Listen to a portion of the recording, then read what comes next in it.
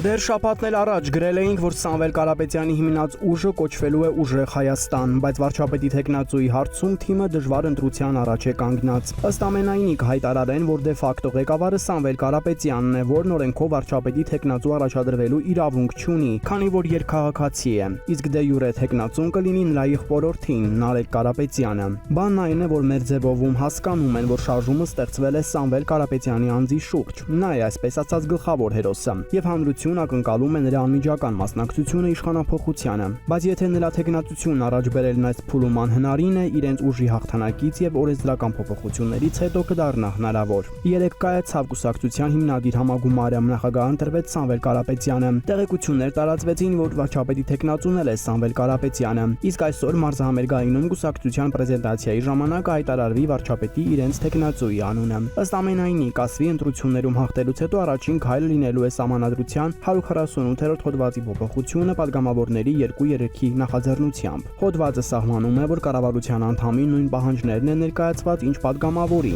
իսկ 202-րդ հոդվածում չի նշվում, որ 148-ը կարող է փոխվել հանրակրվեով, այսինքն այն կարող է փոխել նաև արժան։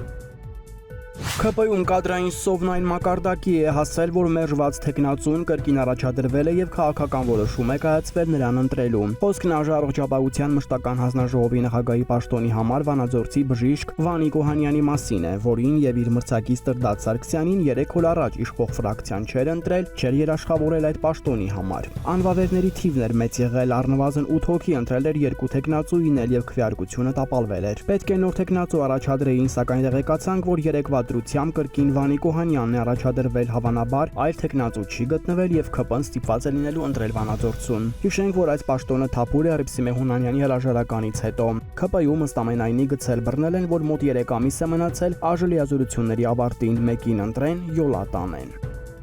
Վաղ շաբաթում 3 տեղի ունեցած խուզարկությունների եւ 10 հոգու ձերբակալության քավորը ըստ մեր աղբյուրի նորընտիր համայնքապետ Արգիշտի Մեխակյանն է։ Ավականու ամենամեծ ընդդիմադիր խմբակցության ղեկավար Սևակ Խաչատրյանի թիմակիցների ձերբակալության հիմքում թեպետ դրել է նոյեմբերի 16-ի ընտրություններին մարդկանց ուղղորդելու մեղադրանքներ, սակայն պարզ է, որ նախընտրական բռնաճնշումներ են սկսել ընդդիմության աչքը վախեցնելու նպատակով։ Ասում են Մեխակյանն է ղեկավարությանը համոզել, որ հիմիկվանից պետք է զբաղվել ընդդիմադիրներով, թույլ չտալ, որ ընտրություններին ընդառաջ ակտիվանան, պետք է բնում խեղտել ամեն ակտիվություն եւ ինքն էլ է գործի անցել համայնքի ընդդիմադիրների հետևից է ընկել պահակից մինչեւ ուսուցիչ, հայտնաբերում է եւ հարցեր է լուծում։ Մեր տեղեկություններով Սևակ Խաչատրյանի առաջ կուսակցությունը մտնելու է Ռոբերտ Քոչարյանի ղեկավարած դաշինքի մեջ, ու նաեւ սա է այս ձերբակալությունների պատճառը։